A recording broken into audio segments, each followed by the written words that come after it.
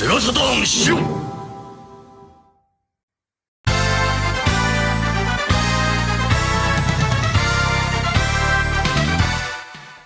What's up, everybody? Happy Friday. Hey. Shiro Show. Welcome to the Shiro Show. Time for some Sega Saturn. Shiro. Shouts to Wiener Bob, News. Analog Black Sheep, Captain Hawden, Dragons of Saturn, Neil Henderson, Christian Marte, Tales of Saturn, Stone Man, Pudgy Bunny, Paul Bort, dang, Lee, Toast with the Most, Shadow Mask, the room's packed here. We got Albert, AM25, how's it going, Albert? We got Alex, Shiro Time. Shiro Time. It's like, I don't know. Dan, I always read off Danthrax, but okay, we got Danthrax, the Manthrax. I don't know how to say this. Ararig 0175. Perfect. All right, David Zaney, Raiden. We got Warthog. I don't know. Warthog. 0175. We got Michael Freeze. Welcome. Bo Bales. Sega Steve. How's it going, Steve? We got Slow Coin, Double Dime, Max Geese, and Dark Savior 69. Word up. Welcome, Nice. everybody. Thanks for Welcome. watching. Give us a thumbs up. Sega Steve's with us. We're still recovering from PRGE. We literally just got back. We have our badges and everything. Yeah. Right, Dave? That's right. We literally just got back off the plane after so many layovers. I think I slept in the airport for like 3 days. No, I'm just kidding. I've just been sitting here in my spot on the couch for the last 2 weeks, waiting for you guys to come back. Incidentally, Where were you last week? Yeah, I mean, like as soon as I got back, it was right back to work, and I had like a pile of it to catch up on. So it wasn't until today that I was able to, like, send our expense invoice to PRGE to get reimbursed. And I was like, it's taken me a few days to decompress, but we finally got it in, and everything looks good. Everything's should be good to go. We got 30 people in chat. So again, Welcome. guys, thumbs up if you could. Would really appreciate thumbs it. down if you guys don't like us. You know, I mean, it's fine if, too. if you gotta, you I don't gotta. recommend it. If you got to rock it, just rock it. That's right. Engagement is engagement to YouTube. Yeah. Yeah. You know, what is it? That's dang it, Def Leppard. You ever heard? You don't like Def Leppard? Yeah, I love Def Leppard. Okay, cool. I mostly like their Hysteria albums because it's really, really good. Oh yeah. One-handed drummer. The drums aren't that complex though. I could play that one-handed. That's convenient. I love it. Dan doesn't get it. Yeah. Sorry, Dan. Dude got his arm taken off. So he lost his arm. I didn't know that. He plays the snare with a kick pedal, and really then he cool. does like the Wow. fills and stuff like that with the hand and stuff like that. So it's kind of neat. Hey, Jeez. Roberto, how's it going? Is in the chat. I wonder if he rarely can watch this live. So what's up? Welcome. Welcome, boys. Yes, and Dan. girls. We're just glad to be back and back in the saddle again. Yeah. So PRGE was crazy. It was a lot of work. I'm still kind of tired. Lots of lots of like, being very socially extroverted. Because there's Your voice tons. doesn't sound dead anymore. My voice doesn't sound that's good. nearly as dead. Yeah, like I always try. I should always just stage those room tours at the beginning, because by the time I actually do them, it's always gone. My voice is always gone. So anyway, you live and you learn. What are you doing? Like shouting at the people trying to set up the room, like directing them where to go? Like He's you whipping just us. chill with He's got the whips like clearly. faster. Get those lights up, Patrick. Just talking constantly. Yeah, either giving directions or shouting to people across the room, or just talking constantly. Whether it's receiving or giving out directions, and then also doing the panel, where like I hosted the panel, so I was kind of like reading off all of the things. So I'm constantly reading, and all the reading. and then Green rainbow. yeah. What is that? There's like some white noise. Somebody's going at it with a saw down the street. Hope that's not bleeding into the. Yeah. I mean, it's gonna be like a Nick Avocado where that lady got killed on a stream and it's using the court case. Yeah. No, somebody's Goodness. packing in a chainsaw. They're gonna skin my And cut ass his ass raw raw. if I don't close the garage here. That might break someone's something face tonight. Jeremy Parrish, did he come and pick up a magazine? Not that I'm aware of, but then again, I think I might have given him one in the past. So I don't think I've seen Jeremy Pierce the entire time. I didn't see him the entire time, though. He was. You didn't stop by the LRG booth? That's apparently where he was. peddling I his did books. not see the LRG booth. The show was so huge this year. You had the vendor. You had like multiple sections of the vendor hall. You had the arcade part. You had the Tetris Championship. Like it was so huge. And I'm sure I could look at the program and figure out where. But I mean, like, I couldn't even find Steve's booth half the time. It was kind of like it's there, and then the next time I go looking for it, I'm like, where is it? And I'm in a completely different place because it's because it was weird where they cut off half the vendor room because it's like they like literally blocked off like half of the vendors or over like half of it. Yeah. And like it was just blocking half of it. So then like you search the room one day, it's like I can't find your booth. It's like, oh, it's on the other side of it. You have to go to the other side through another set of doors. And then it opens up and it's like just huge. It's massive. Like I literally like I don't think I even went through like half of it when I like looked around. Like I only had like a short amount of time, so I just like looked around, found the booths that I needed to find, and I got back to the room. Oh my God! You know what? You're right. Steve is like, you never came and picked up those games that I had him set aside. I completely spaced it. I completely forgot.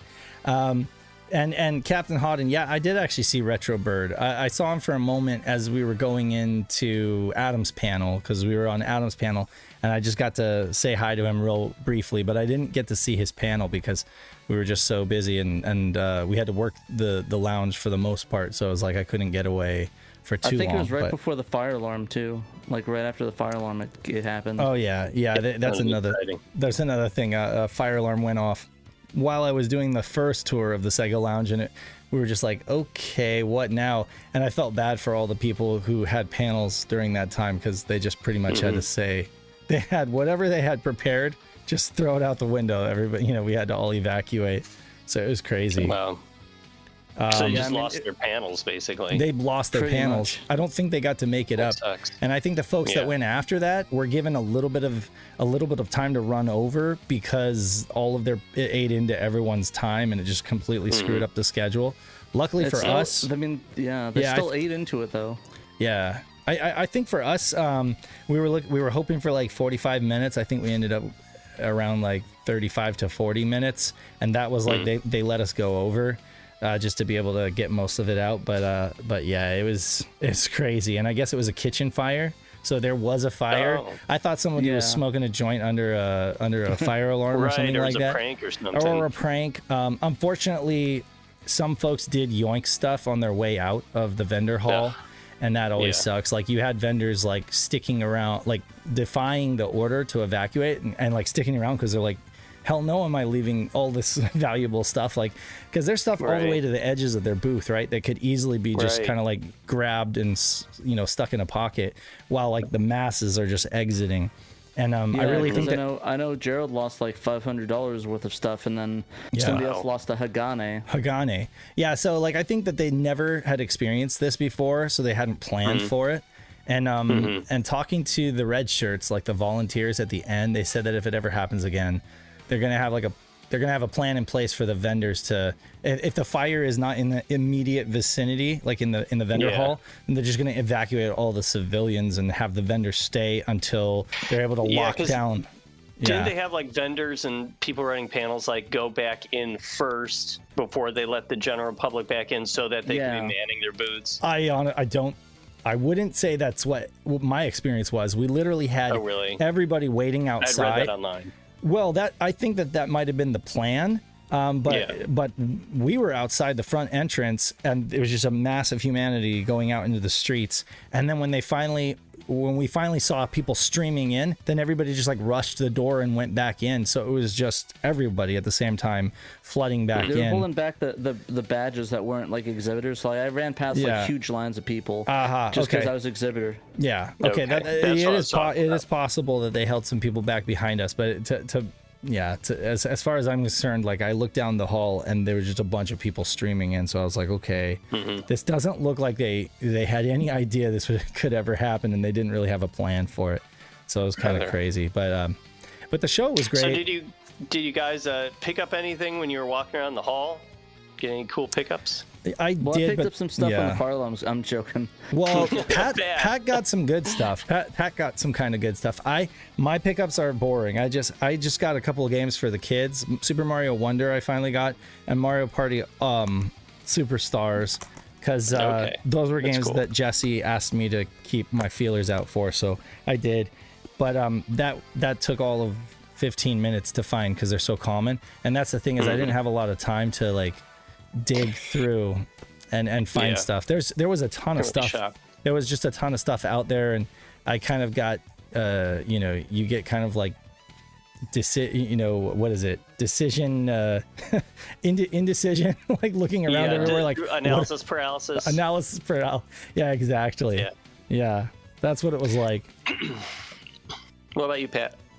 I had a couple things. So I was able to look around the vendor hall. I pretty much did like a speed run thing where I walked around the thing, just tried to like eyeball what I want before the show started a couple days, and just try to do it because I really didn't have much time, and I wanted to make sure like all the other guys were able to like walk around and check things out, because like I know Peter's complaining when he did it one year that he really just manned Kay's booth the entire time and really wasn't able to see much. Yeah. So I was trying to make sure everyone was able to get their stuff because I do the cons all the time, and I knew what I wanted, and I picked up a couple things. Let me get it. So the first thing I picked up is so Paul Bort gave me this a Blaze the Beetle. Is that what his name is? I don't remember. Blaze the Beetle. Or Mighty the Mighty. Beetle. No, Mighty the Armadillo. Armadillo, yeah, Mighty the Armadillo. Beetle. Blaze the Beetle. This is Mighty on this thing. Armadillo. Blaze the Beetle is the knockoff. It just says Mighty. There's no like description of the animal on it. You have to be down with the Sonic lore to know that Mighty is an armadillo. Oh yeah, I see. Mighty is a powerful armadillo and a great friend of Knuckles and Ray. There you go. Like his name plays, he's remarkable. Yeah, I probably should have read the back, but yeah, sorry about that, Paul. But thank you for that. I want like he had a Sonic and like Mighty, but like I like the obscure characters, so I like the I'll grab the Mighty. He gave me a Funko Pop of Sonic, and that went in Jesse's bedroom. He appreciates it. Thanks, Paul. Appreciate it. Nice. The magazine is a thing, real quick. Gary Cormack, is the SHIRO magazine still a thing? Yes, it is, and we actually gave away a ton of the blooper mags at the Sega Lounge, so that was fun. Lots of people, we got rid of them. Got rid of all our bloopers. Go ahead, Pat. I didn't mean to cut you off, but no worries. Gary Cormack, we'd like to do another one. Hopefully we'll do that. I think I have you on Facebook too.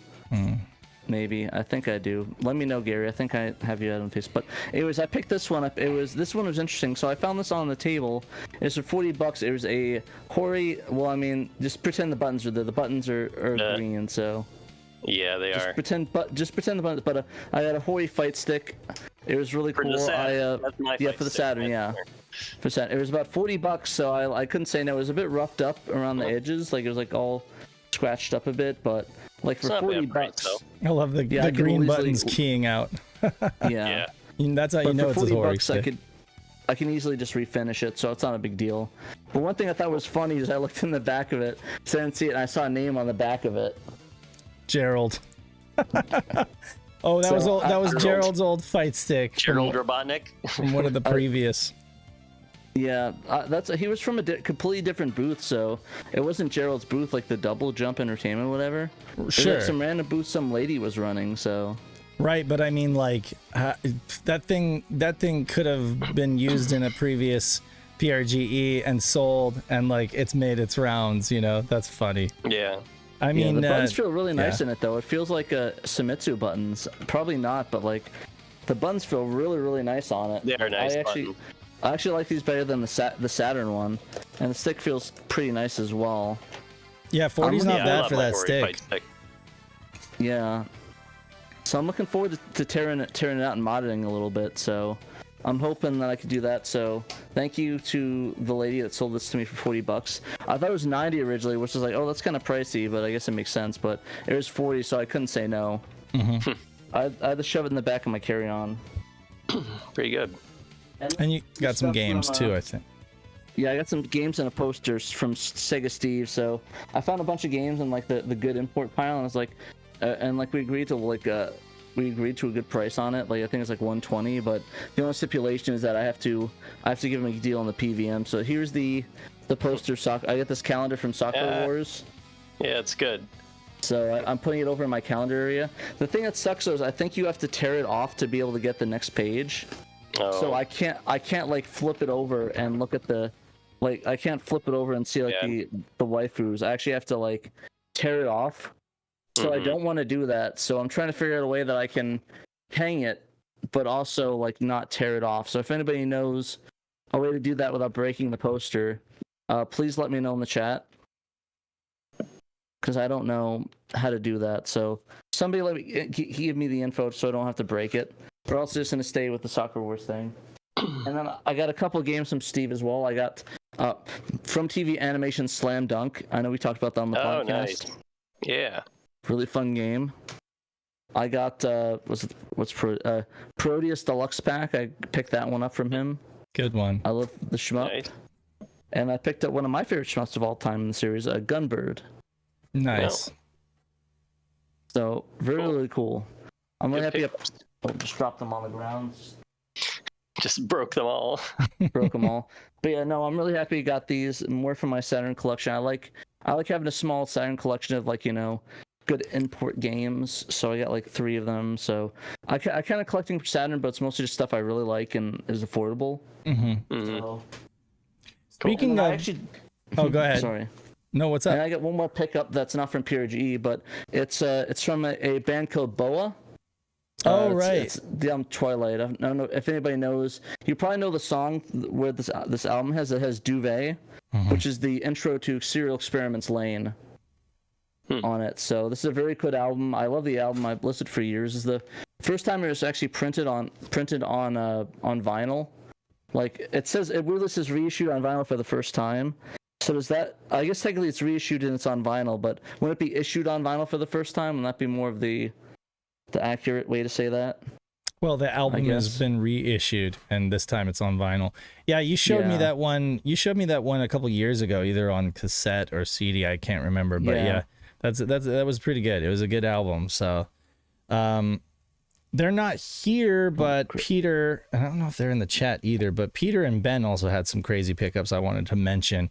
Peter, the first day he went out and came back with a complete in-box Saturn steering wheel, like a Saturn Racer, North American. Oh, yeah. You sent a photo of that we put online. Very, very good condition, both the wheel and the box, and you got it for $70. So that's crazy. That was a really good deal because, I mean, you could get the wheel by itself for like 60 to 65. So, you know, I've seen them go cheap. I've seen them go overpriced, you know, but yeah, to get it like complete in the box like that. And of course, Peter's probably going to fold the box down and flat and like preserve it because he likes to preserve all of his boxes. But that was really cool. I think he got a couple other things. I can't remember. Oh, he bought a Saturn Silver of Virtua Fighter 2.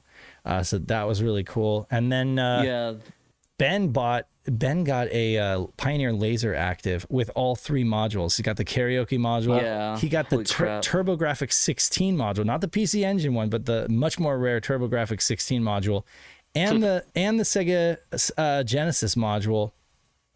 Wow, that's pretty crazy. Like $2,200 plus trade-in of a Spider-Man game. And it was like the people there did not, I almost feel like they did not know what they had, or if they knew what they had, they really let that thing go super cheap because he got like the deal of the convention. One of those packs might have been worth like $1,500 to $2,000, you know. So like the fact that he got the whole thing, and it had been recapped too, rebelted, like in great condition.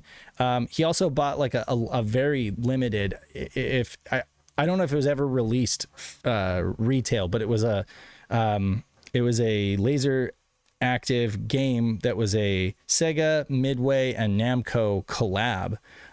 It was really interesting. I forget what it was called. It had such a weird name, kind of like almost like Gaiares, but not Gaiares. It was something else. The one where Ben would just keep putting on the ground and like putting it at the table. Yeah, like this thing is like super valuable, and he's got it on the asphalt. You know, it's so funny. It was really funny. I'm just sitting there like looking at Dave. I'm like, should he be Yeah, but I mean, but so like one guy, a friend of Adam Korlick's, he was there and he bought a Pioneer Laser Active from the vendor floor, and I don't know what deal he got on it, but it basically was just the Laser Active and the Genesis thing, you know, and then he brought it to the room and we were demoing it, you know, and then Ben came back and he's like, I just got a Pioneer Laser Active and I got like all 3 modules and he got it for this crazy price.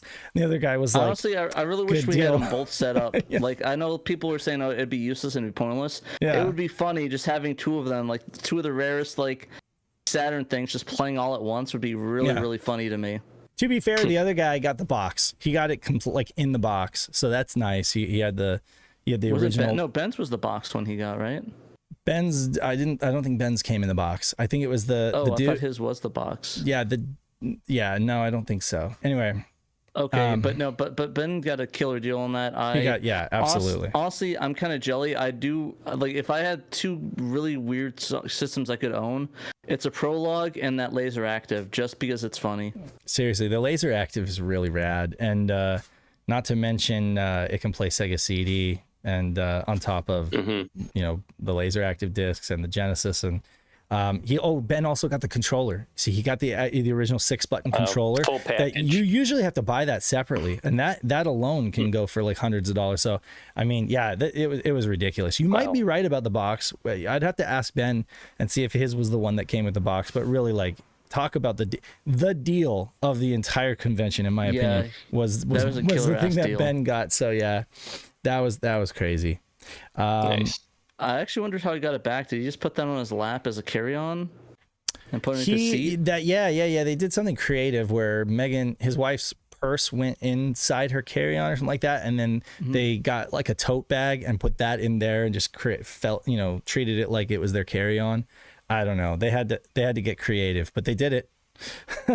As long as it got back into one piece, that was that was pretty funny though. I was like, oh my god, the thing's insane. Really? Yeah, I know. But yeah, honestly, I'm gonna be honest. I was pretty jealous. Like, I am too. I was a bit jealous. I was like, damn it, Ben. I really wanted that.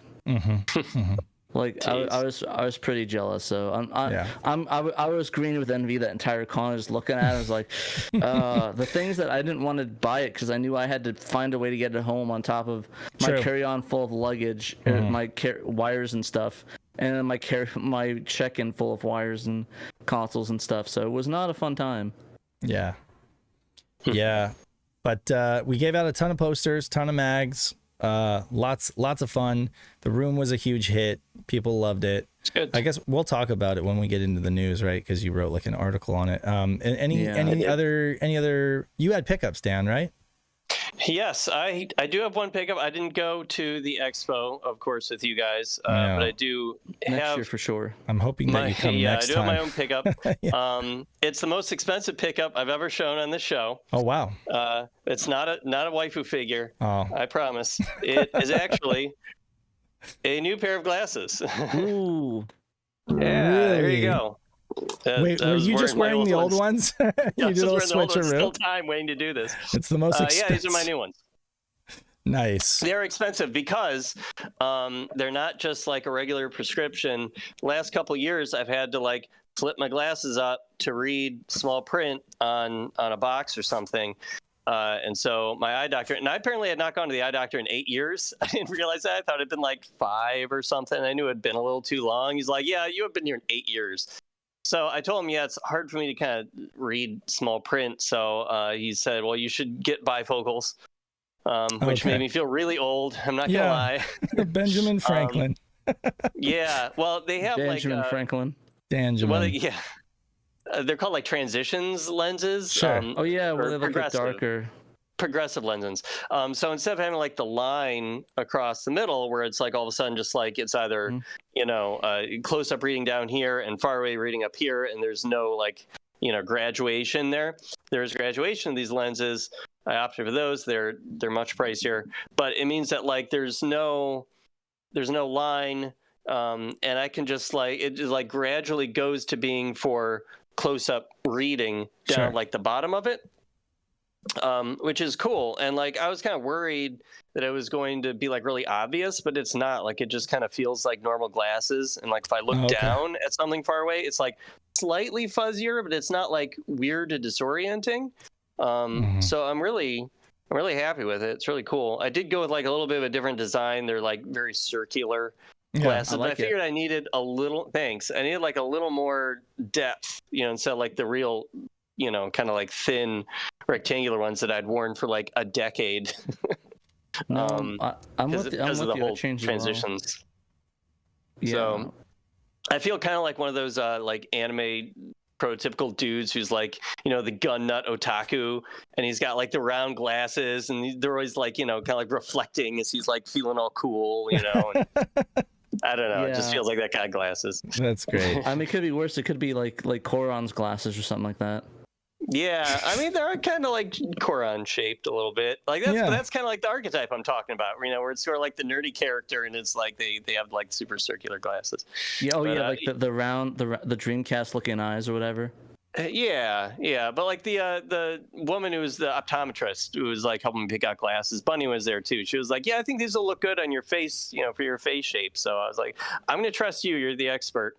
So Bunny likes them too. She's been kind of getting used to it. She's the one that has to look at it. Yeah, she is the one that has to look at it every day. So yeah, I need her approval. Anyway, that's my big pickup. Well, good. For the week. Conan, I'm glad that Anderson. You ever see my tattoo? I forgot to ask about that. Making Detective Conan references. Conan, yeah, that was Detective Conan tattoo. I wasn't sure if he saw that yet or not. But yes, we all wear glasses. We're all. Stranger Moon said, "Do you know John from DF?" Yes, we do. I met him at Gamescom. He's really cool. He wants to do a panel next time we go out. And we interviewed him on the cast. If you check out our Editor's Corner series, there's a great interview with John, and he's in our Discord as well. So you can at him in our Discord. Although I don't think make sure to. It's funny. That's right. Do we want to bring up the browser? Yeah, sure. Talk some news. I want to bring up some beef. You got some beef. Beef with you, Dave. You got a beef with me? Dang. I was beefing with you. Show me the beef. I'll show you some beef on air. I'm sure that you will. I'm sure you would. He never needs much of an excuse. Wow. All right. We actually talked last week at PRGE. We talked about the setup and stuff like that, right? That was the last thing we went through. So I guess we should talk about this. Talk about the roundup. Was, yeah, the wrap up, I guess. Yeah. There it is. My voice is breaking already. Too much talking. We did an expo. We did Portland Retro Gaming Expo, and it was great. If you weren't aware, we totally talked there's some like wide shot. There's like a panorama of the room. Pat and I doing the T-pose. Yeah, so like Thursday, we got in Thursday. Kay picked us up from the airport, and we pretty much just hit the convention and got into the room, and Pat and I just like busted our asses to set up the room. I mean, like, all due respect, Dave went directly there. I went directly to the hotel. I took a nice warm shower and then took a nap. Well, they wanted to charge me like 50. Nice. They wanted to charge me like $50 to check in early, and I was just like, I'm still surprised they made you do 50. It was only 30 for me. That's weird. They gave you the hot discount. They just liked you better. So. I don't know. Anyway, it didn't bother me though, because I was like, okay, 3:00. It's almost 3 anyway. I'll just go there and start getting some work done. So, we got the lights installed. We were really pleasantly surprised that we got some arcade cabs, which we were pretty much held in suspense and thought up to the day we thought that we weren't going to have arcade cabs, so we literally took that off the posters. We took that part off the posters because we didn't know whether there actually would be arcade cabs. But here you can see on the sign right here that I'm kind of putting my arm over. There is arcade cabs on the top there, and I don't know, maybe that has something to do with why they ended up just throwing us a bone and giving us a couple arcade cabs. But we did have VF2 and we had Shinobi. And the Shinobi cab is ambidextrous too. It's like got buttons on both sides, so you could play it whether you're right hand or left hand. It was really cool. That's neat. Yeah, we got a bunch of stuff done on Thursday night, so that kind of made things easier for us on Friday. Still, it was a packed day. I would say we were setting up from morning to evening went out to eat a little bit, and then on Saturday morning we were still setting up, right, Pat? Like until up to the point. Yeah, because we were just waiting on stuff. Like we get stuff, wait. Like because we didn't have the TVs until like up to Friday evening. Yeah, we didn't have the monitors. Like we still had power issues. Like the power wasn't powering for the bottom row of the on the floor panels. Like you have a detailed room layout that you submit, and it has like itemized lists of everything you need: tablecloths, tables, chairs, all of it, power strips. And then you get there, and I don't know, through some kind of lapse in communication between their different departments, they're like, oh, you guys are just getting power at the walls. We're not giving you power from the floor. And I'm like, no, yes, you are giving. I'm like, yes, you are. So we had to kind of go back and forth and talk to a float sounds food, different folks in order to get it approved. But eventually we were able to draw power from the floor panels.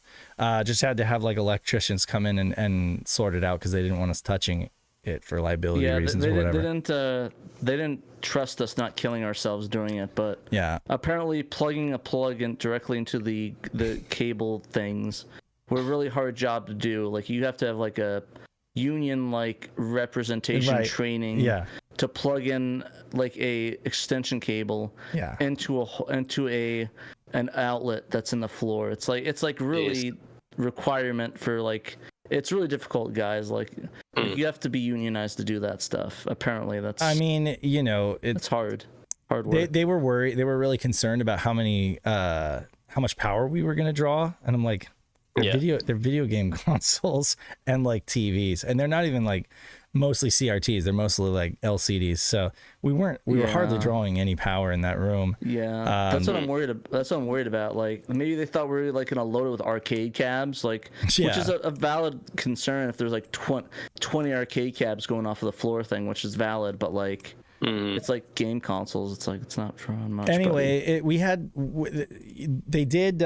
I did put together several banners that we had PRGE print, and they came out quite nice. So you can see them on the walls. That the idea was to kind of create like an atmosphere for the room. And here you can see the lights are on, but like during peak operating hours, we basically turned the lights down and kind of had a quasi like arcade vibe going on. We had some cosplayers show up to the room. I think this is just the pictures that we got. We had a few ooh-la-las, one white, one orange. Really? Yeah, I got the picture of it, but the photo was really blurry. I was actually really pissed off. Yeah.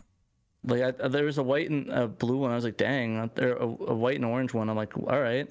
Yeah. So that was really cool seeing that. I also saw some Jet Set Radio people outside of the hotel. So I saw the convention when the fire alarms went off. We did have Emerald with us, and he did a ton of stuff to help out. For folks who don't know, Emerald Nova, he's a huge contributor to SHIRO, and he's also helps out with Sega Extreme and hosts the annual homebrew competition. Had his own booth, and I made him a little placard there too. You can see it says Sega Extreme, tells people about like what they do, and we can't thank Emerald enough for his help. We also had Seven Shades here. He helped in the room Saturday and Sunday, and also demoed his game Cube Cat. And he's an all-around great guy, and so happy that we were able to have him every year when we're there. Yeah, and the gallery of photos that you were just scrolling through, Dave, was all the Saturn homebrew games. Some of them were on display and translations, including the most recent Logic Puzzle Rainbow Town, which was Malenko's recent patch translation. It is up for patrons. For patrons. Download. Yeah, okay. Exclusive till the end of the month, until the end of October, and then I think it goes public. So I'm gonna put an ad in general after this, but it is available for everyone that's a $3 and up patron supporter.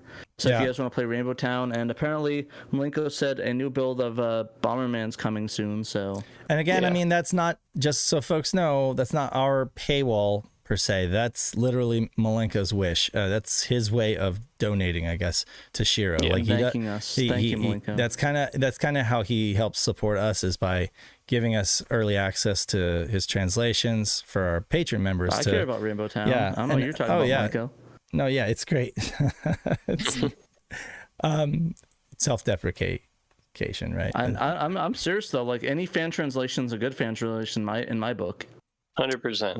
Like that's just my opinion. Like like even if it's not for me, it's gonna be for somebody. So that's just fact. So there's Emerald on the right there.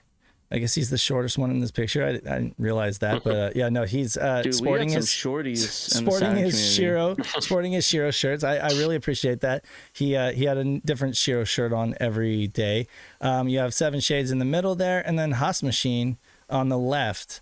And so they were able to take like a little developer photo op there together. Developer like get together. Cool. It was really cool. And here we are with selfie. Seven Shades and Haas Machine. Pat and I, that was nice.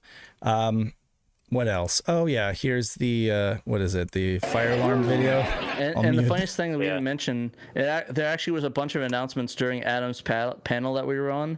Like it was like we're talking, it's like the building is secure, the fire is addressed. It was like every 5 minutes, like it was like 5 times in a row. They had to announce it like a million times, like in case anybody, I guess it, like somebody was having sex in the closet or something like that and they didn't hear it or something like that. It's like to all you folks who have headphones on, I know they just kept going, and we're in the middle of Adam's panel and we're just like, okay, we get it, shut up, you know, like, but it was this automated message that played over and over again. Yeah. Like I have excited.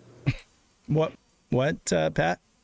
I said it was exciting having I'm excited to see the panel go up on YouTube for that, because literally it's going to be us yelling at the announcer every 5 minutes. For sure.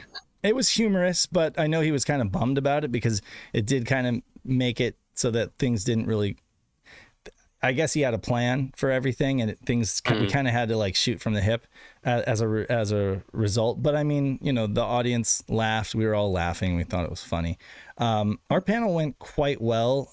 We kind of had to like rush through so much content because Sega had to go and be like so prolific during those 2 years. It was Sega's fault. It was Sega's fault. You know, they innovated too much is really what it was. And so we just couldn't possibly cover it all in a. We had to cover all the iterations of the headsets. I'm not even kidding. Like I actually deleted several. Ben and I did like a dry run through the panel, and we decided to delete a few items, you know, just because it was just like they were the really geeky stuff that it's like some of us would totally appreciate, like the matching services, you know, like the stuff we take for granted, like the lobbies and the backbone servers that kind of make the online gaming happen, and the fact that they had that going all the way back in 1990 with the mega modem. It's crazy to think of, but again, like we just didn't have time to talk about that stuff. And you know, Model 1, Model 2, we ended up talking more about like the games themselves than the hardware. But yeah, so it'll be great when we get the footage. I'll go ahead and toss up the video on our YouTube, and folks will be able to see the panel and judge us for. Make sure the board mix comes with that, Dave. I'll definitely. Shadow wants to do some editing with it, so for sure. Yeah, I will. I'm in talks with Hans to make sure that we get that stuff, but you know, I'm just kind of waiting on him. And I know, like I see, he has like 22 terabytes of content to go through, so he said it'll be when it happens, you know. And we also were able to sit in on G to the Next Levels panel, which was quite good, and also very similar to ours in terms of talking about like Sega's history and a lot of their innovation. But I think his panel focused more on the games themselves versus like the hard. Yeah, it was very, I think, complimentary to what we did, and so it was great. Man, Sunday was quiet. I want to shout out the. Yeah, I want to shout out the. I can't read his. What does that banner say? The dude, the anime banner dude. Peachy Boy draws. Yeah, Peachy Boy. Yeah, I wanted. Oh, I actually have art prints. I'll grab from him while you do that. Yeah, let me see if I can. Yeah, these are a few photos that you guys took when you were just walking around the rest of the convention. They're not from your panel or your room. There was this really good artist there who was just like doing live drawing on a tablet, like a Apple Pro tablet or something like that, and then he had like a bunch of examples of stuff that he'd done. Sorry about that. He did like this really good. He did like this really amazing April O'Neil, bunch of different like anime characters that he had kind of. Pat, I'm talking.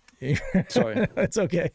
I don't know if you could hear me talking. I couldn't. My IMs were not coming into my ears. I gotcha.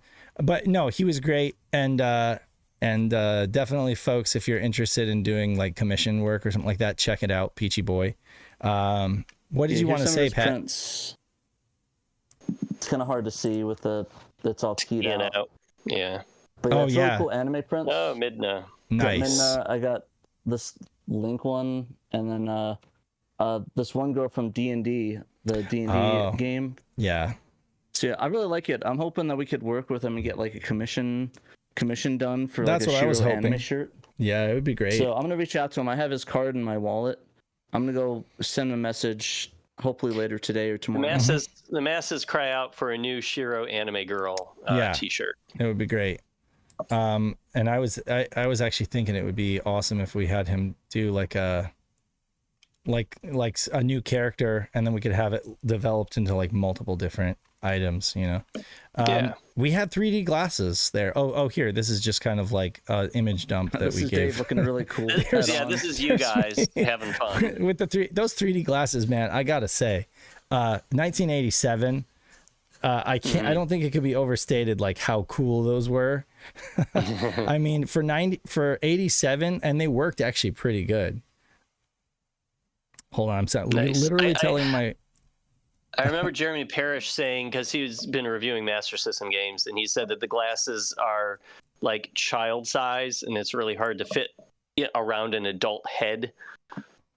Oh yeah, no, it actually was true because someone freaking broke it. Yeah, somebody. Oh really? They were fine. Like I have an adult size head, and I think that if you're just gentle with them, it's fine. But somebody, of course, we had them there, and there wasn't really like a pool rules sign that said like please treat them with care or whatever. So it was like somebody mangled them and broke like the hinge on the top and bottom of one side, and that'll have to be glued, unfortunately, or I don't know, bondoed or something like that. But I mean, yeah, so I played them before it was broken. Those are really cool. There's even after they were kind of broken, quote unquote, they still worked. It was just like a bummer that we just bought them, and some random person who we don't know did that. There's Peter with his brand new arcade racer.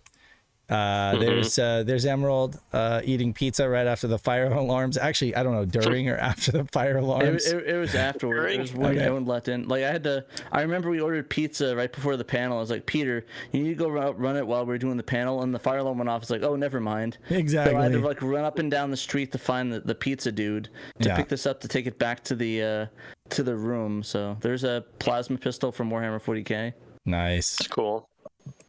I gotta use this image somehow. Censor that one. No, I'm gonna use this. This image is great, Pat, with the gun, and I'm definitely gonna have to use this for some kind of promo material. Just have me like in like the Forge worlds of Warhammer 40K. Yeah, here have, like, is the plasma effect. This is Pat's waifu right here. Oh no. Yes, courtesy of Pudgy Bunny photoshopping Mr. Bones. That's great. Being cradled by Pat. Oh yeah, Pat did some. I'm too bloody to see. Go and cry in your coffee, but don't come bitching to me. Ow! Because you had to be a big shot. My singing's too good. We might get copyright strike by Billy Joel. Open up your mouth. You had to be a big shot. Did you? Singing on the All super your prologue. friends were so knocked out. Exactly. You had to have the last word last night. Then what everything's about. I fudged up the things that you can't hear the music as well. Yeah. All you can really I really just timed it by the lyrics. Is like it's super loud in that room. It is. And the music is so hard to hear, so I can't time the lyrics. So it's like I mess up halfway through because it's like I can barely hear it. Yeah, but I mean, it was still fun, and the fact that you got to do that on the super prologue is awesome. The only reason I didn't do it is because you wanted me to do that the Dietza song, and I didn't know that song off the top of my head. If you want to do Paul de Bademeister, I'd be able to, but I wasn't sure how to do that song. So if we did something like Billy Joel, I would have done it. But I ended up playing. Go ahead, Dan. I was just going to say, it looks like you guys had a lot of fun. I'm glad that it all went pretty well and, overall, and the room was a success. The teardown sucked. Oh, yeah. that was not fun, but we all knew that it was coming. And then it's funny too though, because it took like, I don't know, 2.5, 3 days Thursday, Friday, and a little bit of Saturday to set it up. And I mean, we had it torn down like within 2 or 3 hours. It was just crazy to see it all come together, and then we tore it down so quickly. But yeah, and then we ended up having to like eat out really late as a result. But it was fun. Yeah. We had some like Asian fusion. Hey, my water bottle's in frame. Yay! Yeah.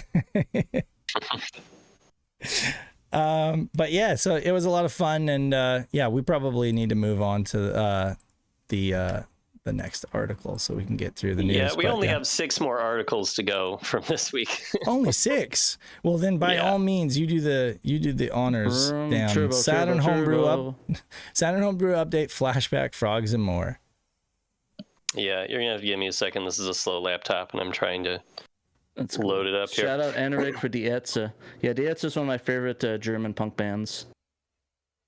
So yeah, I've been working on this, like picking at it through most of September. So some of these updates were from like early in September. But I just wanted to kind of highlight some of the Saturn homebrew that's been happening. That, like, we've actually been getting some updates about them.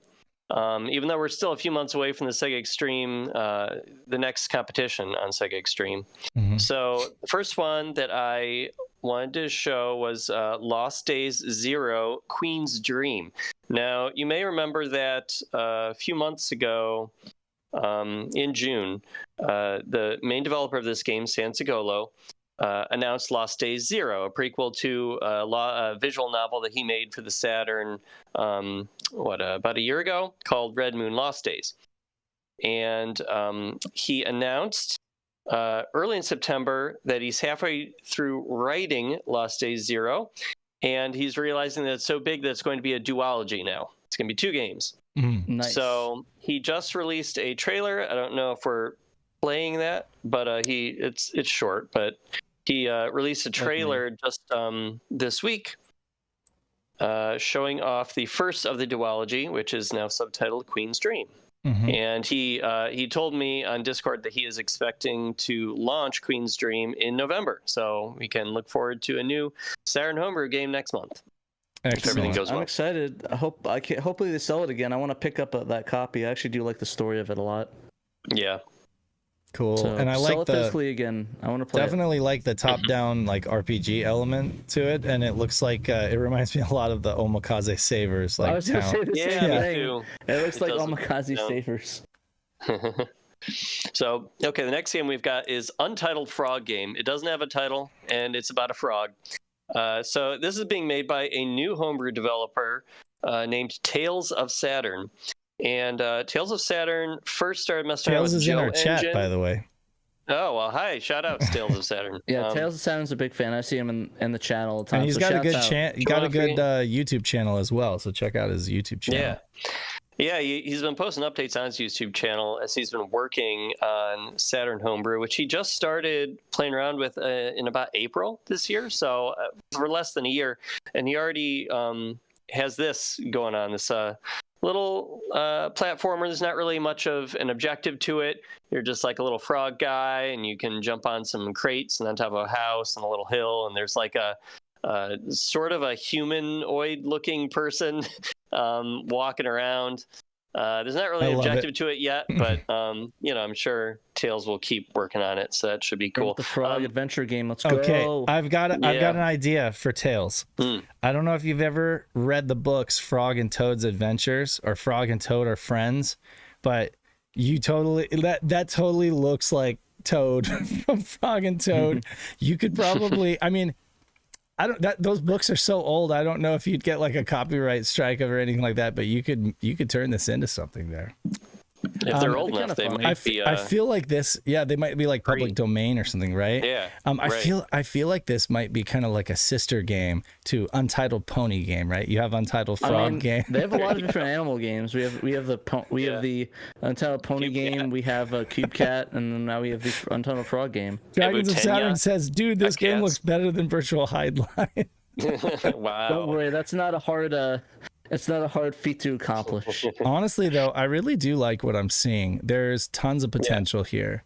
Yeah, Tales of Saturn did start making like an RPG at first. He was kind of like building a little town with some people, and so that's where the random person walking around in the Frog game here comes from. Is one of the RPG people. He decided to switch to trying to make a platformer. So yeah, whatever Tales of Saturn makes, it'll be interesting to see. He's got. You could see in the background here that he's also got like a NPC walking around.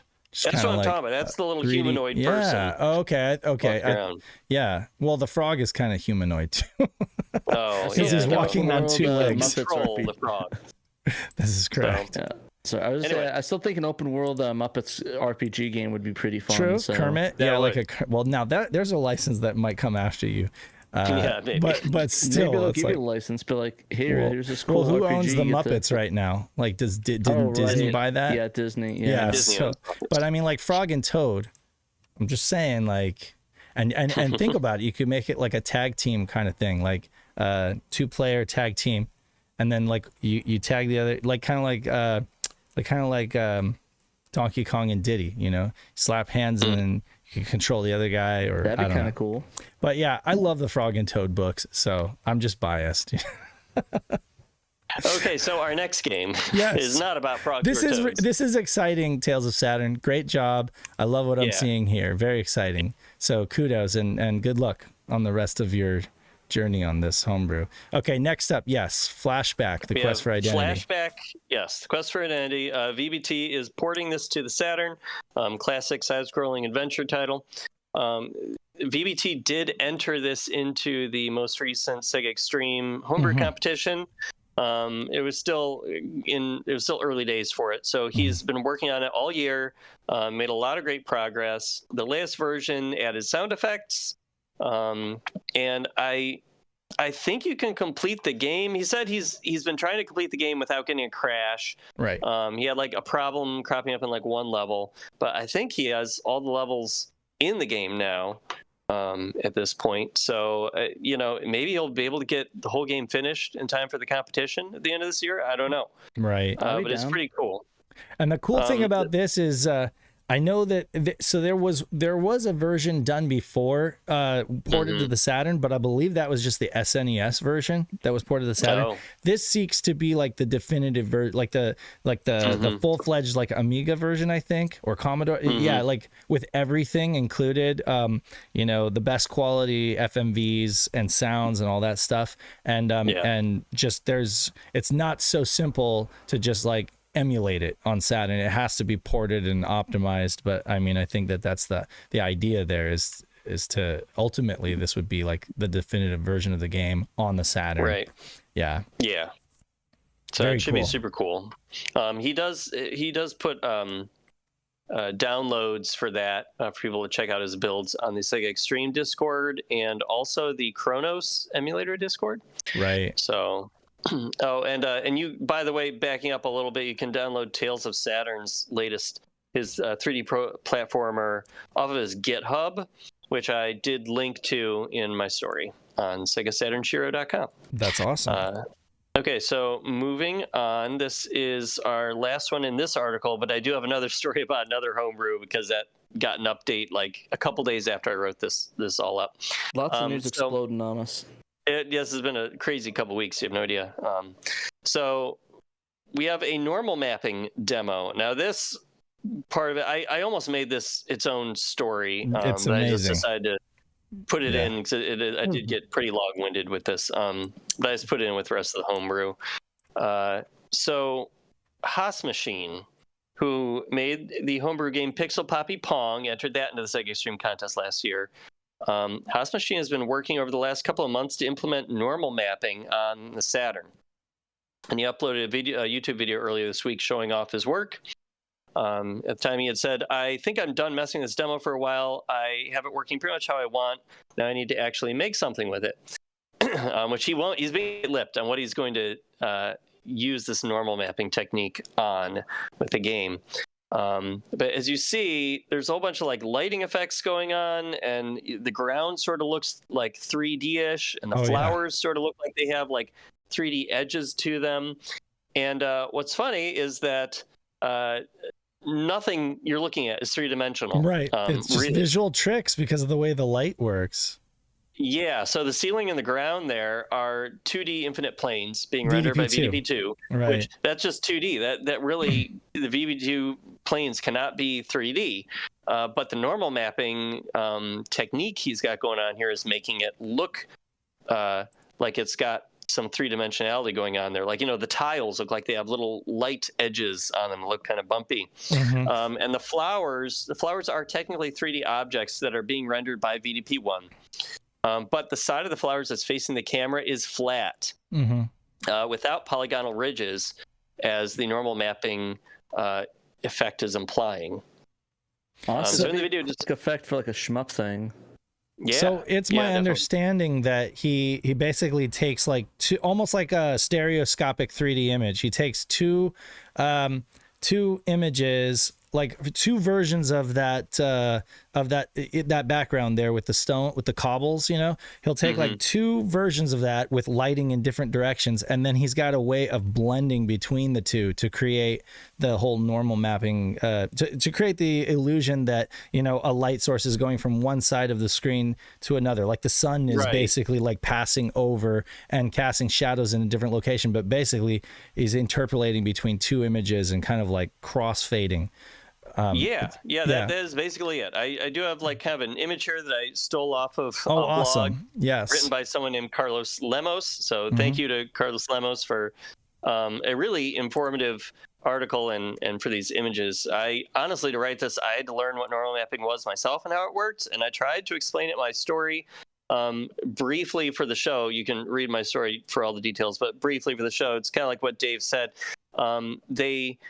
You have like a proper 3D program like Blender or something on your PC, where you actually have a 3D image, like in this case it's a donut, and it will figure out how the lighting is going to look on that donut from different angles, from the side, from the front, and from like above. And it will encode how that lighting looks into the red channel, the green channel, and the blue channel of one texture. So you're sort of like using the different bits of numbers in the full range of numbers that incorporates your texture, and they're all technically, it's like you're fitting three images into one image, and then you are programming your game to only look at the red, the green, or the blue channel to based on what angle you're at. And then as you're moving your angle of the light or the angle of the camera to a different position, your program is blending from how that red channel looks, for example, to how that blue channel looks. I can barely wrap my head around it. It's crazy. I barely passed geometry in high school. I'm not gonna lie. Honestly, Dan. Hey, same here. C's get degrees, bro. You should break this out. You should break this out to its own article.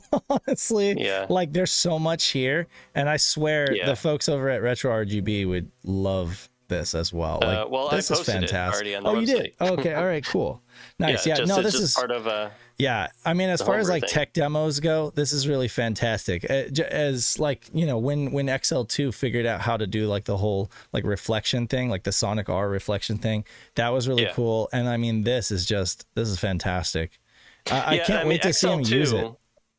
XL2 had actually theorized on how to do normal mapping back in 2019 on Discord. He kind of talked about like how it might be accomplished, but XL2 never actually like really tried for it. Right. And as far as I can tell, the first person who's actually done some kind of normal mapping on the Saturn was DRS Pod. Dr. Spod, Dr. Spod, in 2022, he made a bump mapping demo, which bump mapping is kind of sort of like a simpler version of normal mapping. And that's this like little Sega video that I've got here above the coin.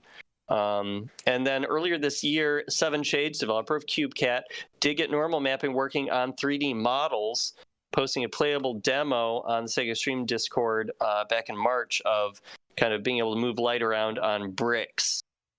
On a block, which was right here.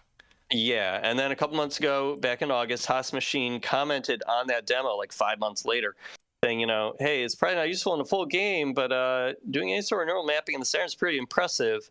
and he just kind of like started talking about how to maybe do it, and House Machine just got really in the weeds on figuring it out, making it work. And you see the little coin demo, that little video that you played, showing off his first attempt at normal mapping, and then it's kind of gone from there to the video we played at the top, which is his most recent, Right. kind of his ultimate form of having like multiple light sources on a bunch of different objects in 2 different planes. He's like, this is the extent of what you can do on the Saturn at 60 frames per second. Right. If you do any more than this, you're gonna have to drop the frame rate or something. So super impressive what these guys are doing.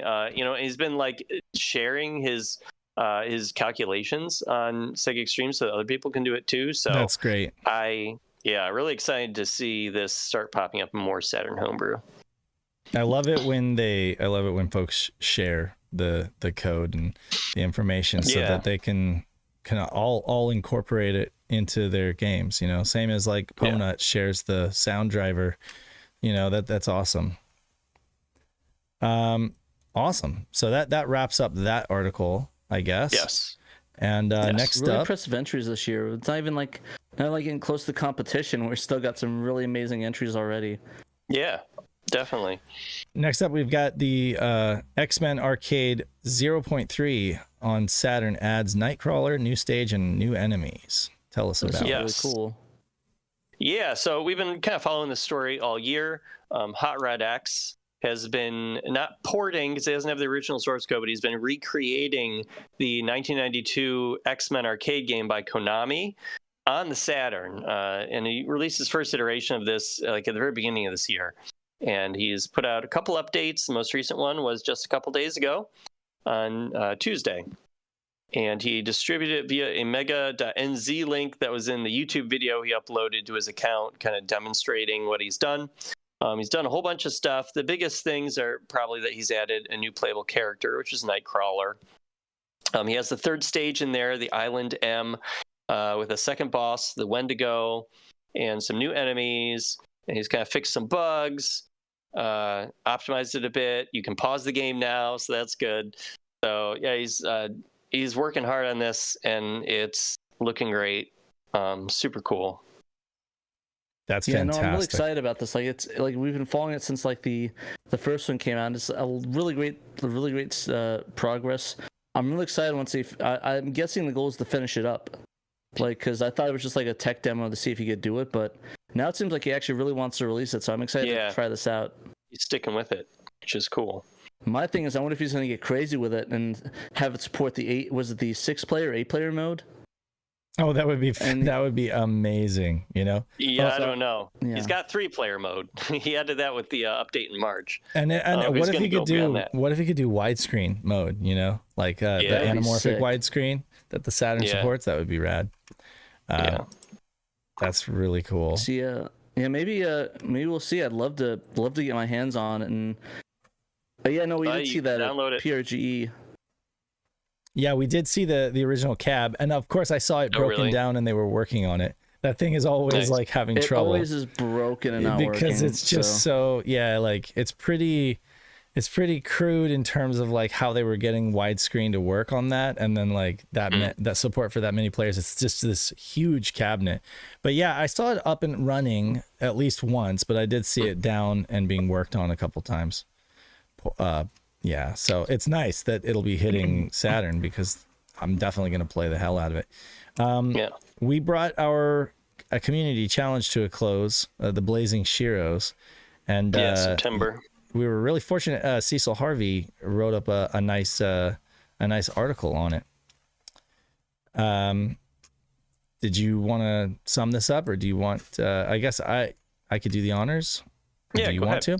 Yeah, okay. So the SHIRO Community Challenge for September centered around Micro Cabin developed and Sega published strategy role-playing game Blazing Heroes, otherwise known as Mystaria: The Realms of Lore. Organizers doled out awards and prizes to about a dozen participants. The 12 as it is in the game. That was very fitting. Also known as Mystaria: The Realms of Lore, and in Japan, Riglord Saga, the 1995 title is mixed bag with deep RPG mechanics, rough 3D graphics, hit or miss music, and atrocious localized script. But for the month of September, it was SHIRO's game. Via the SHIRO Discord server, dozens participated in the month-long challenge requiring a full playthrough of the game that averaged about 20 hours. As opposed to previous challenges focused mostly on high scores and time attacks, September's felt more like a book club. Quote, Right. I hope the participants come away with okay, that's a typo, but I hope they come away from this month with a greater feeling of belonging, regardless of your personal game genre preferences or play styles. Challenge co-organizer Gregory Rasputin said, we want to serve the whole community, the tryhards, the high score masters, the role players, those who just want to kick back, etc. Though many began the arduous journey across realms of lore, only a few defeated the evil Lord Bane. Each of the 13 shall henceforth be known across the kingdom as Blazing Shiro.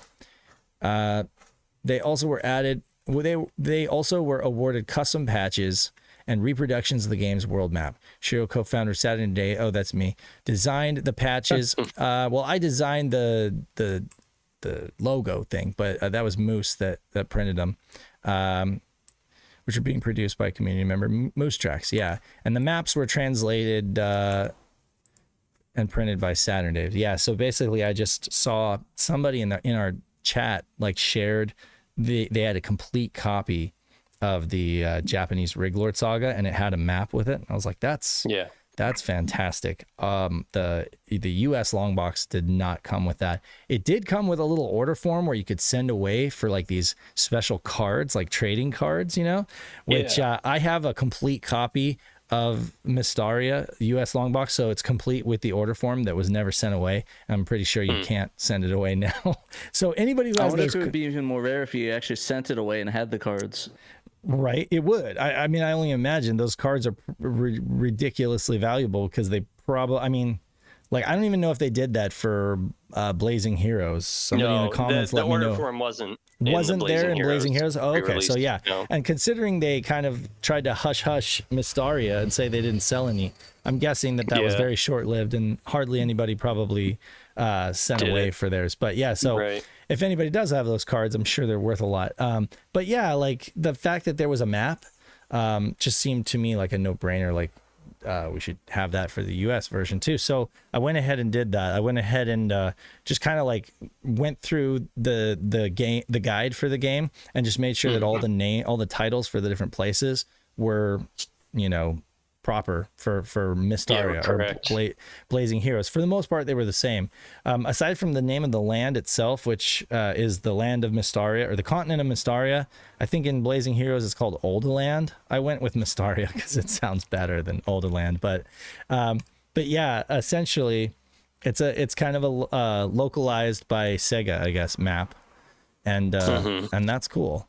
Yeah, Microcabin, they're kind of a funny little Japanese startup. Like they started doing like the adventure games, like the Japanese Mansion Mystery Adventure games, and then they had another janky strategy RPG on the 3DO called Guardian War, which is very much, it looks the same, possibly a little worse than Mystaria, but it's the same kind of engine and everything. Folks that I shared it with, they agreed that it was like almost the same game, just made for the 3DO. And sorry. No, go for it. What? I was saying, Ghostster says he actually has a set of the cards. That's nice. amazing. Yeah, that's post fantastic. That in the Discord. We'd love to see them. Definitely post those in the Discord, and I'd be curious to know what those are worth. I mean, I don't even know if there's many like sold listings on eBay to go off of, to how would you determine the price or the value of those? But I can only imagine they're just exceedingly rare. So, and I'm sure most of them were thrown out, unfortunately.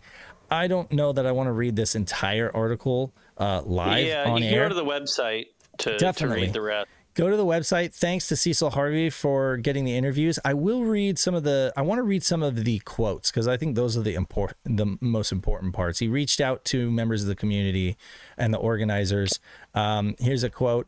It was also never featured in any of my Saturn research, never being featured in anyone's collector's guides or videos detailing hidden gems. Speaking of the game, so it was a pleasant surprise that we featured this game as our community challenge. It's a lesser talked about game. It's one that a lot of Saturn fans really they either they're kind of panned about. They either really like it or they just look at the graphics and are kind of like turned off by it, because there are much better looking games on Saturn. But I know at least in the Saturn junkyard, it's kind of like a fan favorite. SHIRO has always been SHIRO has always been an appealing looking effort. SHIRO has always been an appealing looking effort. Click said articles and curios about the Saturn and its rich history always tend to lead back to the site. And as a curiosity, I joined to see what it was all about. I never had a Saturn growing up, and this felt like an opportunity to experience nostalgia for the system I never owned by playing it through with others and sharing the experience. Not quite the same as a gossip on weekends after school, but I will take it. That is music to my ears. I'm really glad that that's folks kind of are. what we wanted. Yeah, that's exactly what we wanted. Clicks. Yeah, and I mean, it's true. Like they did kind of a book club style questionnaire every week that kind of like say, so where is everybody in the game, and like, you know, what do you think? Does the game transcend the poor graphics, or, you know, what do you like about it the most? What's, you know, kind of what hasn't aged so well? And I think it really does help enhance people's appreciation of the game versus just firing it up on an ODE and playing it for like 15 minutes and being like, yeah, I'm out, you know, or, you know, I can't hang with this. But like, because you've got a challenge and prizes to drive you forward, it kind of helped folks stick with it. What else? Here's another quote. Props on Dave's amazing work on the map. Well, yeah, thank you. It actually wasn't that hard. It actually wasn't that hard. Thanks to all the tools available today. There's a good scan on Sega Retro, so kudos to Sega Retro for having a decent scan of the map. And then I was able to just use, like, you know, certain like compositing tools and stuff like that to clean it up and get rid of all the creases and stuff like that. So it ended up looking quite nice. I want to read this quote. When I was a kid, video games came from chore money. Fredrickson said. That's Dragons of Saturn. I also lived in a small town, so we didn't have video game stores. Had to drive to get one. This meant that any game I picked up had to be good. I wouldn't be coming back to exchange it. I think I passed this game up for a few others, like Knights and Bug.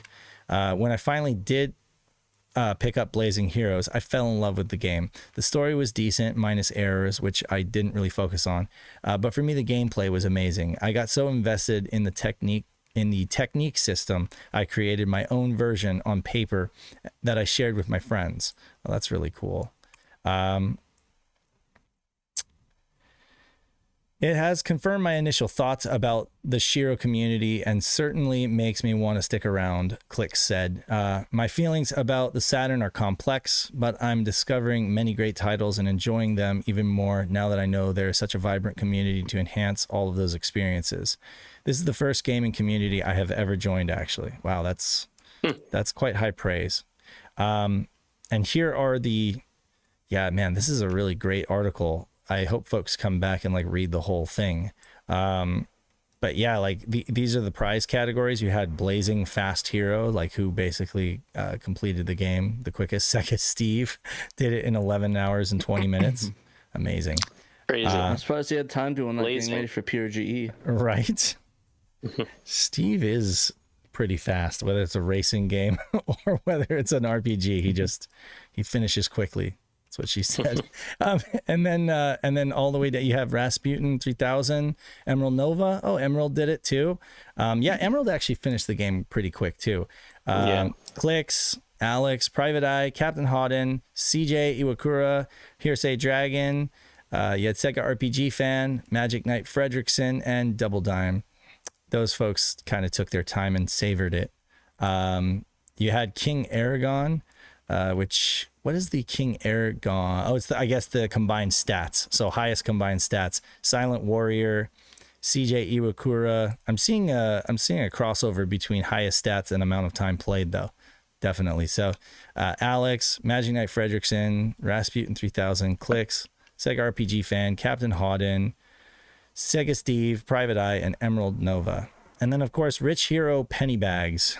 Clicks had the most money of anyone. That's crazy. Okay, so Captain Hodden, Magic Knight Fredrickson, Emerald Nova, Rasputin, and Private Eye. And that's awesome. So yeah, there's prizes going out badges or like the iron on badges or patches, I guess, and the map going out to all those folks. Cool. Yeah, so that's really great. I'm glad that that game got some more attention, and that's awesome. And that new folks came to the community as a result. That's really great.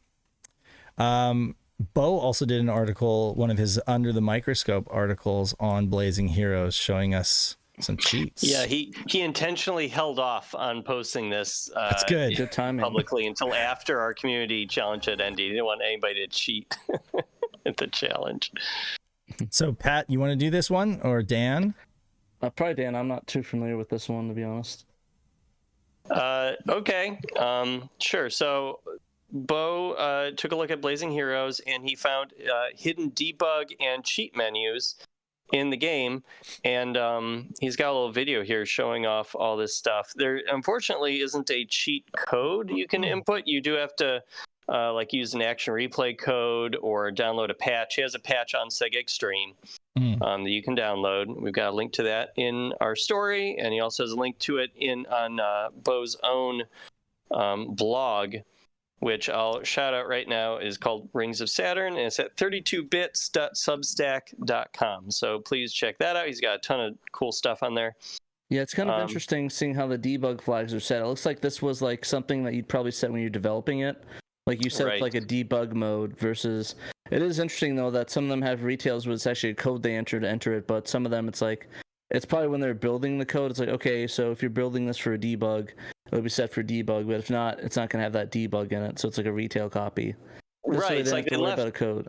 Right, like they left the debug functions in the game, but then it's like when they went to do like the final gold master, they just like deleted the little bit of code that probably like automatically enabled it, so they just like disabled it from showing up. So when you've got the debug mode enabled, your menus are green instead of blue, probably to like tip off the developers that, okay, we have the non-retail copy here we're looking at. Yeah. And there's a new cheat option at the bottom of the command menu.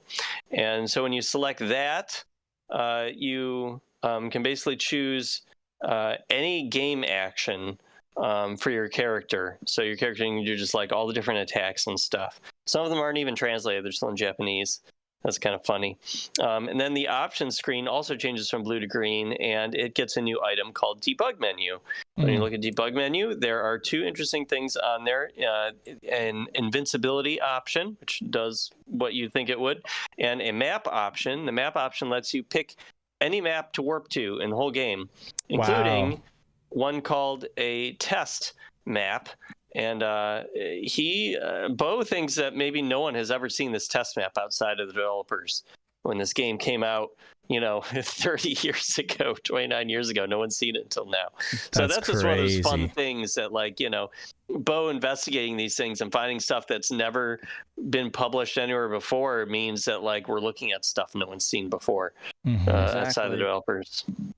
Oh, and a good shout from Starlight Witch, who said that this is actually the same engine as Lucian's Quest as well, and that actually makes a lot of sense. Yeah, since Lucian's Quest was also a 3DO title, and again, Microcabin was kind of cutting their teeth in 3D on the 3DO first, and then coming over to the Saturn, and kind of they did port Lucian's Quest, but it only came out in Japan, right? And then do we have confirmation of that, or is it one of those things where it's like it looks like it? I don't know that I have confirmation of it, but it literally does look exactly. The menus, the terrain, everything is like identical. And it was Microcabin. So it just it completely fits. Guardian War, Lucian's Quest, and then the Riglord Saga series. Mystario was not a 3DO game, Fart Daily, but Guardian War, which looks identical to Mystaria. Go look up Guardian War on YouTube and you'll see that it's like Mystaria for the 3DO. And I would say that it's more nascent, it's more crude, it's an earlier version of the engine before they kind of refined it. So, but still check that out. I think you'll easily agree that it looks like Mystaria for the 3DO. Bo says in chat, the debug toggle was supposed to be the start button. Yeah, I forgot he's got this at the end of his story too. So they just unmapped it at the last minute. Originally you were supposed to be able to go into the controller settings menu, but they just like removed that. So I that's how gotcha. you would have gotten into like the cheat menu and the debug mode and all that. So it was like a toggleable thing in their development, of this game. That's great. It's really fascinating. I always love finding these like old debug modes or cheat modes. Yeah. I know they're in there, and it's kind of funny seeing how they're implemented differently.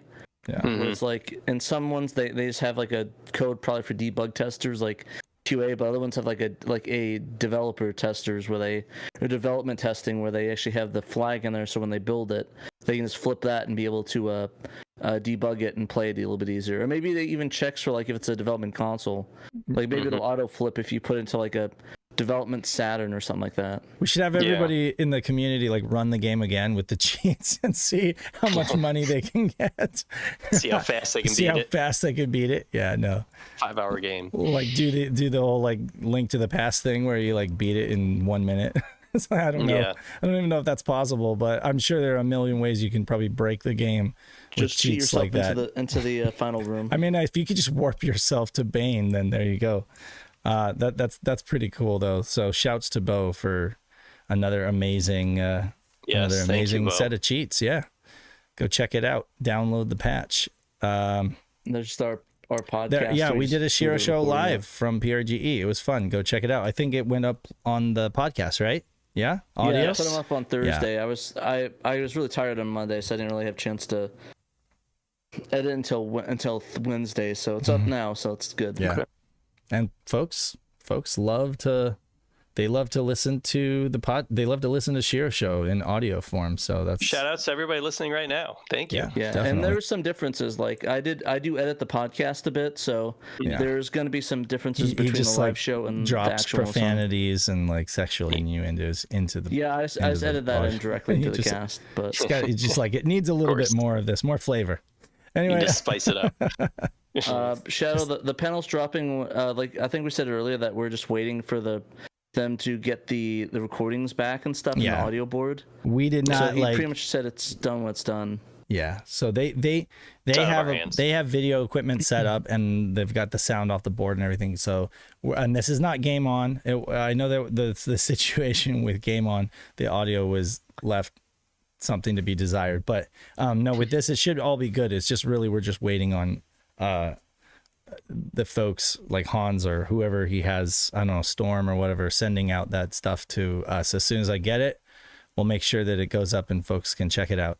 I may even do, if I get some more time, I may do like an extended cut of the panel as like like where we really are not rushing through the slides, but where I'm going through each one and we're talking about it. So I haven't decided whether I'm going to do that or not, but if folks are interested in that. Put the ones you cut back in there too. Put the ones I cut back in there. Yeah, like I need to do the same thing actually for last year's. So last year we did homebrew, right? Well, we did translations in homebrew, right? And subsequently there's been so much more translations in homebrew.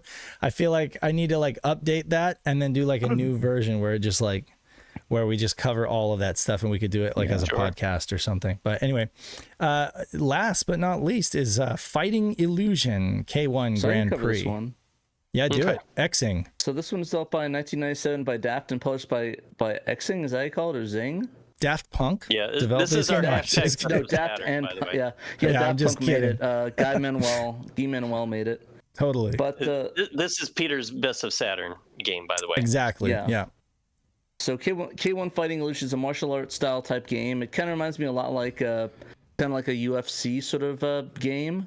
Yeah. Like minus the UFC because they probably didn't want to pay for that, or I don't know. UFC I don't think was that big back then, was it? I mean, there was Savaki, right? Which exist? Yeah, I don't think I don't think it was in the 90s. UFC was in the 90s. Okay, I didn't know. Yeah. Okay, I didn't know that either. I didn't know when it had been when it was actually it was formed. pretty early. Yeah. Okay. But yeah, essentially it's just a UFC style game, pride fighting. I think it was pride fighting. Is that what it was called? Okay. Or UFC? Oh. But yeah, essentially it's a pride fighting style game where you select 12 different fighters, different power ratings and specialty moves, and you get to beat the ever living hell out of your opponent essentially. But you can't just blindly smash and fight your way to the victory. You gotta watch your stamina meter so you don't like open yourself up to attacks and beatings, and then of course run out of stamina to do your own moves. It's sort of more strategic based game, and it's really interesting, especially seeing UFC style games before UFC was a thing. So, you know, the models in here don't look that bad. Like, No, not at all. I mean, no, they look it like looks pretty good. looks pretty good. Everything's in English that I'm seeing here.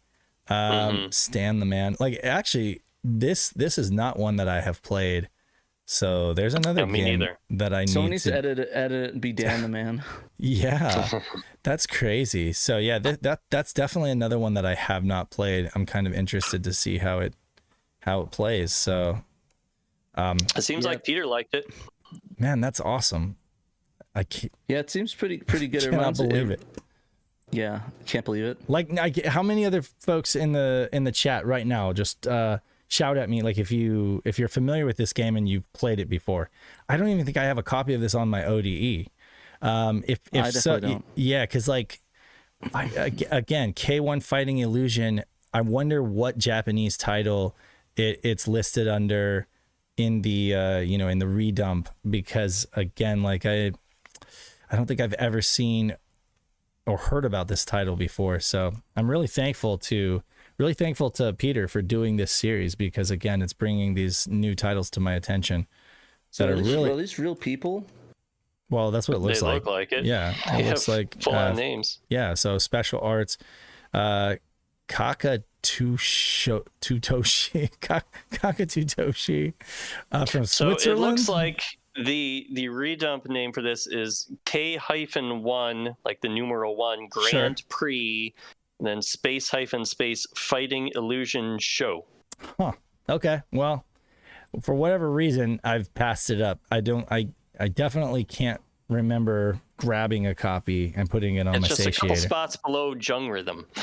That's There you go. crazy. Yeah. And it's not like I'm like hurting for space on the satiator, but I definitely don't like, I don't do the thing where I just like grab the entire redump set, because I don't want like all the trash and the mahjong. I'm not, I mean, I'll take some mahjong, but I don't want all of it. So it's like I do kind of pick and choose when I'm going through there. And this one was not on my radar, but it is now. So that's cool. Yeah, no, it's really cool. Like I kind of like that too, Dave, because it's like, buying games, like you'll find something like online, like, oh hey, this is cool, and throw in the ODE and play it, and you'll give it actually a time of day versus just throwing the whole redump and just scrolling through it. Well, and also if it's like half decent, if it's even half decent, there's a good chance you might find it at Steve's booth for like $4, because like some of these games that are like actually pretty decent, but like folks don't know about, are still relatively affordable. Like even the basketball game you got, Slam Dunk. That's a really cool kind of arcadey playing basketball game with anime characters. And it's how much did you pick that up for? I think it was like $12. Like 12. Okay, yeah. So like still very much affordable for like picking up Saturn games, So and Actually, I mean, I think I have the price on there. Let me see. Oh no, I took it off. Sorry. I'm pretty sure it was like $8 to $12. yeah. Okay. So not bad at all. Like, I would be for surprised games if like it that. was any more. And I know, like, Dan, you're a fan of the for animation or from TV animation Slam Dunk. Yeah, well, I saw the movie. Yeah, and it was a really good movie. But that you they put out said you last year. played the game too, right? And you were you said it was I played the game too. pretty It good, is. like a lot better than you thought it would be. Yeah. So Right. Yeah. yeah. So hey, there's a shout for Virtual Kyoto. Wasn't that Virtual Kyoto was the like boat racing game, right? Where you go around in circles, I think. Yeah, I think so. Yeah, that one's kind of boring, but again, it looks cool in screenshots. It's just, and this one could be too. I don't know. Maybe this one's a sleeper, but actually, the 3D models though look a lot better than some of the other games. These are like Tekken 2, Tekken 3 looking models, like actually really good. Yeah, I like the best of just because it gives us games that a lot of people are like, oh, all the good games on Saturn are like over like $50 to $100 now, and it's like, exactly. Well, no, there's plenty of really good ones that are still under like budget. Yeah, like I'm just curious. Under the radar. Curious of doing a little search real quick. You guys can also use the search function on our site. So you just type in hashtag Best of Saturn, and Look at this. So you got the Fighting Illusion one, which I totally just heard about. You got Transport Tycoon. I'm not interested in it, but I also didn't really know about it. If you guys are into the whole sim thing, that's awesome. It did have a high amount of Japanese in it though, so I imagine you'd need to have quite a few kanji under your belt to be kind of like get around in that game. Of course, Virtual Cop 2, we all know. The Senken Kigyoden, the Chinese like mythos, is based on like Chinese mythology. That game has been on my radar, but again, it's one that a lot of people don't know about. Chorokyu Park, awesome racing game, very much underappreciated. Lots of folks don't know how to play it, but it's a really good one. Doozy J, the Doozy J Love Type R, my favorite. one of Pat's favorites. This one, Edo City Renaissance, again was like kind of like historical. What's that one? That was like that was a SimCity 2000 type game as well, but in the Edo period. So that was awesome. Willy Wombat. That's one that was on my radar, but it's like a lot better when you played it recently, Pat, right? You said that it was kind of like surprising how good it is. Yeah. Yeah, I played it too. For the right. first time. Dan, I think it was you that said it was like really surprising how good it was. A Hudson Soft it's game. a 3D platformer. Like I had no idea, you know. And of course, the Saturn doesn't have a lot of those, so. It's just your main character is like a sprite. That's the only difference.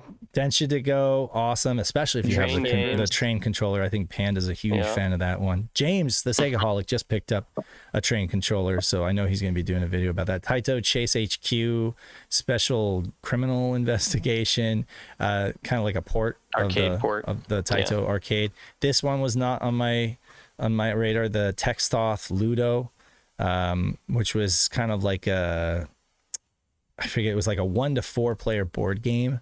Again, lots of Japanese in that one. So kind of like Coldcept, you know, not for the faint of heart, but still, it's great that it's there. And I mean, not one that I had heard of. Remix, Toshinden Remix, you know, it happened. It wasn't great, but Croc, love that game. Oh, Kitchen Stadium Tour. There you go. That's one that I knew it existed. Favorite Saturn game. But a lot of people didn't know it existed when we covered this on the show, and folks were just like, "Oh my God, there's a Kitchen Stadium game on the Saturn." Yes, there is. Blown away. And yeah, exactly. So, of course, Kingdom Grand Prix. Awesome. Amazing shooter. Coldcept. Yeah, that's one you really do need to have a good grasp of Japanese because it hasn't been translated, and you could play it on other platforms. You probably play it on PS3 or something. So we should just do a little coffee book of this, just the best of Saturn. Could volumes of it. The Emblem of Justice Feta remake. That was another one that was like a Super Famicom strategy role playing game. Speaking of, there's also the Mado Monogatari isometric hand-drawn RPG. That one was not on that was a compile game, and it was not on my radar. And you look at the graphics in this thing, they're fantastic. And unfortunately, it needs a translation. But I mean, this definitely went on my short list of like games that I'm interested in having folks translate, because it's a compile game and it's beautiful. And that looks amazing. Yeah, guys, like this series, Tamagotchi Park.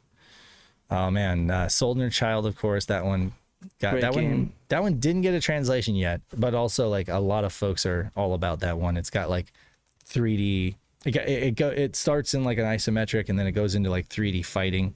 It's pretty cool. Peter could probably publish a book. Got some beautiful art by was it Ayami Kojima or something like that? Yes.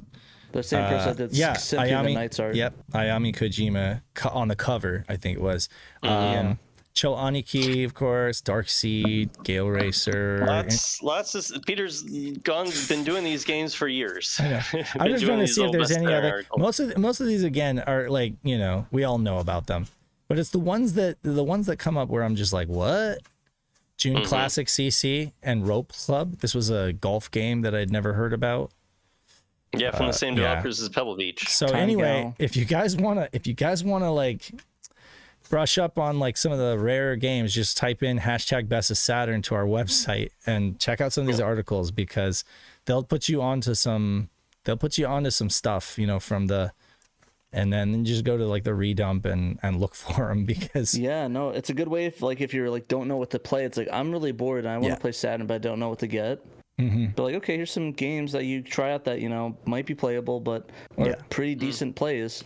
Like one of the things that I did when I'm at Steve's booth, the OCD in me, I go through his booth and I'm like turning around all the games so that the English title is facing out, so that when people go, they can like see what it is in English, But again, so I get that kind of paralysis when it's all Japanese kanji or katakana, And I mean, I know how to read katakana slowly, but I mean, like all of it like stacked up, I end up going past stuff and not really, and stuff falls through the cracks basically. So it's always cool that these articles bring it to our attention. So that's the takeaway right there. Anyway, so kudos and shouts to Peter for keeping that going. Shouts out. Logic puzzle. Yeah, that's another one. Malenko just translated Rainbow Logic Puzzle. And that's another one that I love puzzle games. I think I have a folder on my Satiated that's like dedicated to puzzle games, and that's not one that's in that folder. So now even better, I get to have it translated. So that's awesome. Should we maybe put like an article on the site or something calling that out? I mean, because it is a newly translated game, even if it's not totally public yet. We definitely should. Initial D translation when? Huh? I don't know. Maybe write a little article about Logic Puzzle for next week, Pat. For next week. I'd be down. Anyway, I'll get some screenshots, play some gameplay. Definitely. Okay, cool. Let me thank our patrons real quick for their contributions. We really appreciate all of our patron supporters, whether they're just throwing a couple bucks our way or whether they've been long time heavy supporters. Like, I mean, Emerald came and helped us with our booth, but I mean, he's been contributing at the highest level to SHIRO since we started our Patreon, and it's just he had a couch space in the hotel. Yep, he did. And that was, it was unfortunate that Nick couldn't make it. He couldn't get enough PTO and so we were really bummed that we didn't see Nick this year. Hopefully we'll see him next year. If we do PRGE again, or if we do Game On or even Gamescom. But yeah, so we did miss Nick, but it was nice seeing Peter and Ben. But to everyone who supports us financially, you really did actually make it possible for us to go to PRGE and for us to, be able to do a bunch of stuff, get that room together. And I mean, you make it possible for us to host the website, keep that up, and the podcast and everything. So we really appreciate you guys, and we read out your names on the show. For those who support us $10 and up, we have a Murder of Crows, Casual Seth, Cerulean, Chris Piper, Chris 1997 XX, Daniel Fredrickson, David Zaney, Derek Pascarella A-Team, Emerald Nova, Evo 42, Fat Drunk Friend Otaku, Gem Clash or Rank, Jay Hersey, Johannes Fetz, Lion Wing Publishing, Memphis, Normal Guy, Nutrageous, Robert Ramsey, Rowan Dinked, Sega Steve, Stoneman, The Sega Guys, Wafflekins, and Young Rhythm Swee. I mean, Young Money Swee, but I'm never going to stop saying that. Young Rhythm Swee it is. Sorry. Thank you, everyone, for your support. We love you guys. We appreciate you. Thank you so much for having faith in us and what we do and showing your support. It really means a lot. And everyone who can't afford to give to us money, you can give your time. You can just participate in the community. I'm a broken record when it comes to this, but I'm not going to stop repeating the fact that we have a Discord and it's very active, and there's going to be somewhere where you can plug in and participate, be it an online tournament or the Netlink matches, Netlink matches again, peer-to-peer, or doing our community challenge, or helping out, just helping people debugging tech support, talking about arcade stuff. If you know a lot about the Sega Saturn, if you know a lot about hardware, you might be able to help, because we have folks asking questions all the time about power supply this or recap that, or the video display issues. There's always somewhere. To plug that 110 volt Saturn directly into that 220 volt main. But more than anything, we just want you guys to be a part of the community. That's what SHIRO really is. And we also love our brothers over in the UK, the Sega guys. Support their channel, check out their content. They love the Saturn. They also love Sega. Dan just put out a good video that I watched earlier this week, looking Excellent. at a modern Sega game that's about to come out. That Metaphor Refantasio. So that was a good look Right. that he did. That So was watch that video. absolutely. Yeah, and so definitely, and they have a Discord community as well, so you can join theirs. Yep. And they're members of ours, so so it's one big happy family, and it's nice. It was nice to be back on the. I don't know, even though this couch sucks and it hurts my ass, it's still nice to be back. Don't have like to my do spot. it. Yeah, you like your Mine's spot. nice You're and good. firm. I got my nice my section of the couch is made by Herman Miller, so I got like the Herman Miller couch section. nice. So. That's Neat. nice.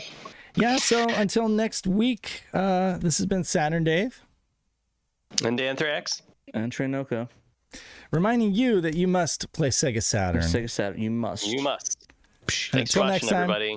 We'll catch you later. See ya. Later on the Saturn Bye. side. Catch you on the Sega side, the Saturn side. Yeah. The Sega Saturn Something. side.